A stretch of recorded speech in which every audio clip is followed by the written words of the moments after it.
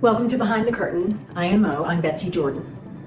Peter Thiel has been rumored to be vocal about his extreme views, political views, and also said, they're not very attractive, so we're going to have to do something different. Basically, replacing elections with technology. Basic idea was that we could never win an election on getting certain things because we were in such a small minority. But maybe you could actually unilaterally change the world without having to constantly convince people and beg people and plead with people who are never going to agree with you through a technological means. And this is where I think technology is this incredible alternative to politics. We're not sure where his politics are right now, but we are hearing that there are freedom cities being built in the country. These cities make some sense to me in terms of the way that they think. They're technology based and they are honoring the idea of transhumanism.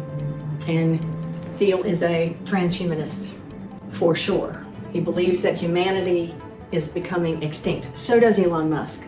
They could be correct about that, but at the same time, what this leads to, this way of thinking, it leads to not giving a crap about social issues at all. So you've seen that evidenced in their politics, evidenced in how Doge was dismantled.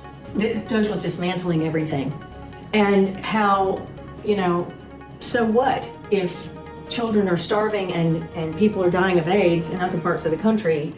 If we're funding those programs, what's the point of them? Because humanity's dying anyway. You have heard it echoed in Mitch McConnell's latest statement about cutting Medicaid. That quote, "they'll get over it," comes from none other than former Senate Republican leader Mitch McConnell. And like Senator Joni Ernst's grim and dismissive response to her own constituent's face, she's the one that said we're all going to die, McConnell was talking about the same thing, those massive cuts to Medicaid. Yeah, it's going to lead to deaths. It's life or death situations in a lot of cases. Where this bill that they're voting on probably tonight is indicating that millions of people will be off Medicaid. That means life or death. It means killing people. It means also that our healthcare costs are going to rise. I say that of myself because I'm not on Medicaid. But I also know that in rural parts of the country, clinics will close because they can't afford to stay open. So that also affects people who are not on Medicaid. This attitude of social issues just do not matter, that diversity, equality, and inclusion, that doesn't matter. The idea that Social Security, eliminating Social Security, calling it fraud, we've proven that Doge, their estimations and of what they saved us, overblown, not real. They did not really evaluate what the purpose of these departments were. That's because they don't care. The people who are actually doing the work care. And that's why 22 of them resigned. Now we have freedom cities. I keep referencing earlier episodes on Behind the Curtain IMO, and you can go to the YouTube channel and look me up.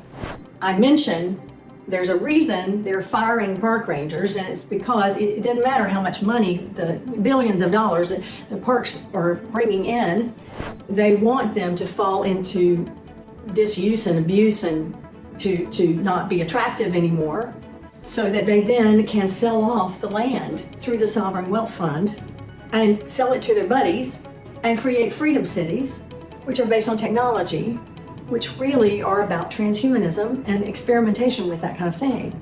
Now, look, the gold rush brought us a lot of California's cities, right? This is different. This is not saying, this is land that is the frontier and it's yours for the taking, though that is what happened. This is deliberately creating freedom cities on United States parkland. It's going to change the whole paradigm of our country. It's changing the idea that we are a leader in the area of alternative energy. It means that we are more dependent than ever on a global economy, one that our president is wrecking with his tariffs. My point is that billionaires are in charge of what is happening behind the scenes and in front of the world. So it's really important if you care that America is run by the people, for the people. It really is important if you care that we have a vote and we have a voice, that you exercise that voice. And one of the ways that we're going to be able to combat this trend against taking care of our people is by speaking out against money in politics.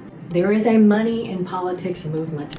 Look it up and find a way to participate and raise your voice and get money out of politics so that you can elect people who really want to serve for the good of serving instead of for power or money.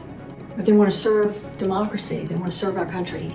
They want to take a vow to the Constitution and uphold it, and uphold equality for all people and individual rights, to provide a safe place for us to live, for us to celebrate the freedoms that we all share. We're losing those freedoms if we keep allowing billionaires to run this country. This has been Behind the Country. This has been Behind the Curtain. Thank you for being here.